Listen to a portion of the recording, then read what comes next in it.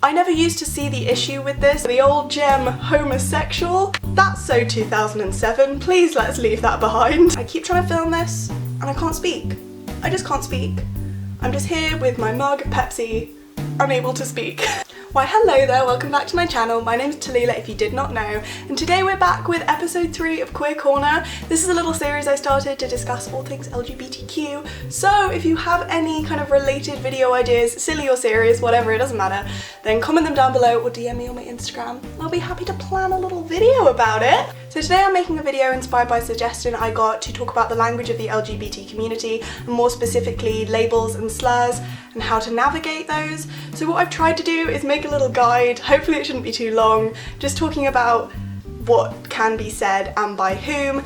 Some of these things are kind of like agreed upon across the community, and some of them are just my opinion in a kind of broader conversation, so I'm going to try and make clear as we go which is which.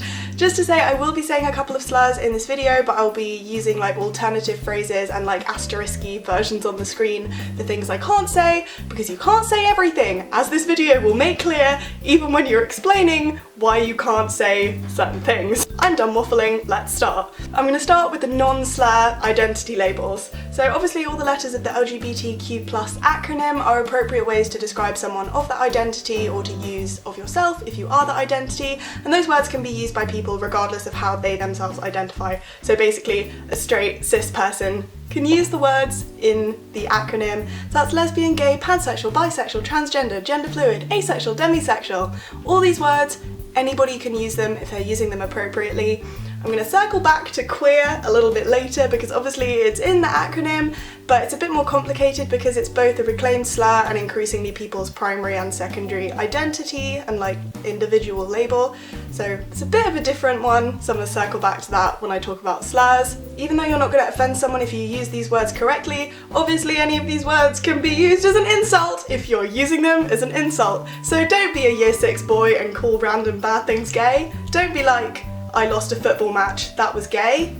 That's so 2007, please let's leave that behind. It's also important to use the words correctly. I think especially around kind of gender vocabulary there's still kind of confusion about how to use the words right. So if someone is trans or a trans person, transgender, interchangeable, they're not a transgender, they're not transgendered, they're not T-slur, they're not transsexual. Transsexual specifically is about someone who's gone through like a medical, physical transition, and even then, nobody really uses the word. So just say transgender. And then non-binary, it's similar. Someone is a non-binary person or they are non-binary, they're not a non-binary. Basically, they're adjectives, not nouns.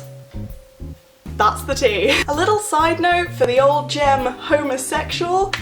That word has a really janky medical history from when being gay or being a homosexual was considered a medical condition, so that word kind of only survives in like academic contexts, said as a joke by LGBT people, or used by kind of older people who don't know the kind of up-to-date words. So it's not awful, I wouldn't go so far as to say it's a slur, but it has slightly weird tones, so just don't use it, and obviously don't call someone a homo unless you're talking about yourself.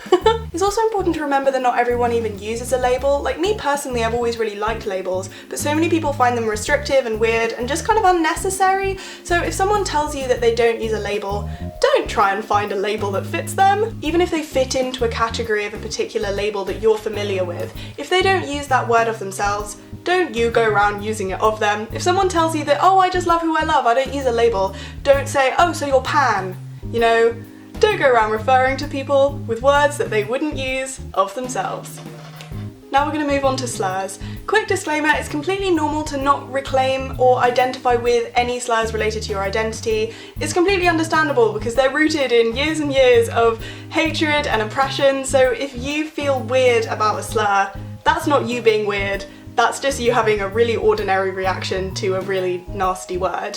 But if you do have a positive relationship with a reclaimed slur, use it of yourself, but don't fling it around towards other people even if they're the same identity as you, because they might not feel the same about the word. I'm going to be focusing on 4 slurs: the F slur, the T slur, dyke and queer. As I hope is obvious, the first 3 are a complete no-go unless you are the identity that the slur was aimed at.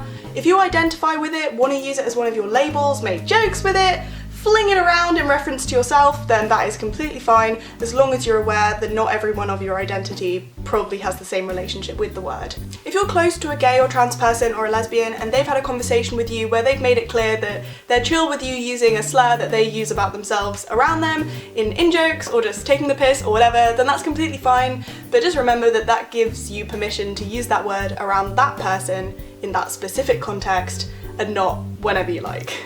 It's also important to remember that being a part of the LGBTQ+ community does not give you free reign over every slur. Reclaim the ones that relate to your identity and leave the rest well alone unless someone specifically says you can use it in a specific context. A quick note on the F-slur and dyke in relation to bi, pan and queer people. There isn't agreement on this issue across the community, but it's my opinion that men who are attracted to men and women who are attracted to women can reclaim and use these words if they identify with them, even if they're also attracted to other genders. I didn't always think this, but my opinion was shaped by a discourse I saw on an Instagram run by this woman called Molly Margaret. The Instagram account is called What's Wrong with Molly Margaret, which I really recommend, by the way. But I saw a discourse kind of go down on her story where people were explaining to her that, well, if one of these slurs was used towards a same-sex couple in the street, the person shouting that word at someone wouldn't take it back if they found out that one of the members of the couple was bi or pan or queer as opposed to gay or a lesbian. In the real world, where people are harassed with these words, the fact that someone is also attracted to other genders really doesn't play a role. This is just my opinion, there's a debate around this, and I understand the other side of the argument, but that's just how I feel about those words. Finally, on to queer.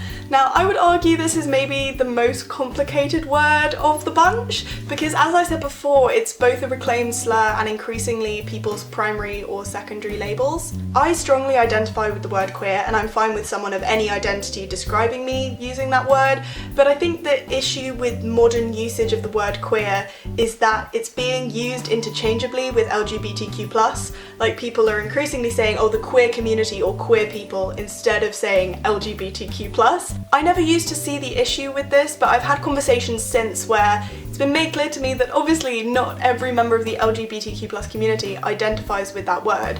I think as someone who identifies with it so strongly and has like a positive relationship with the word, it's easy to forget that it is a reclaimed slur, just like all the other slurs I've been talking about. So it's really not great to use that word and slap it across a whole community when so many people feel uncomfortable with it. I know LGBTQ+ is a bit of a mouthful, but take that extra second to be a bit more mindful of how other people relate to the word, and save queer for people who actively identify with the label. And that is that on that. While my mouth is dry, I need some Pepsi. Ultimately, the bottom line with all of this is respect and caution. If you're unsure about whether you can use a word, try to talk to someone if you can, or Google some online content about it. And if you hear someone using a slur or any of this language in an inappropriate way, if you feel comfortable to do so, call them out, take it as an educational opportunity because they may just be innocently misinformed, but also remember that it is not your job to go through the emotional labour of explaining these things to ignorant people who just want to be insulting. I think that just about covers it. I'm really glad I got this request for a video because I really enjoyed writing it and filming it. I always think with this kind of video, if it was useful or informative to one single person, then I've done my job. So thank you for making it to the end of the video. I hope you enjoyed it, and if you have any suggestions, requests, ideas, then leave them in the comments below or DM me on Instagram. I hope everyone's holding up during this weird time. I'll be back with another video soon. I'm sending you all lots of love. Bye!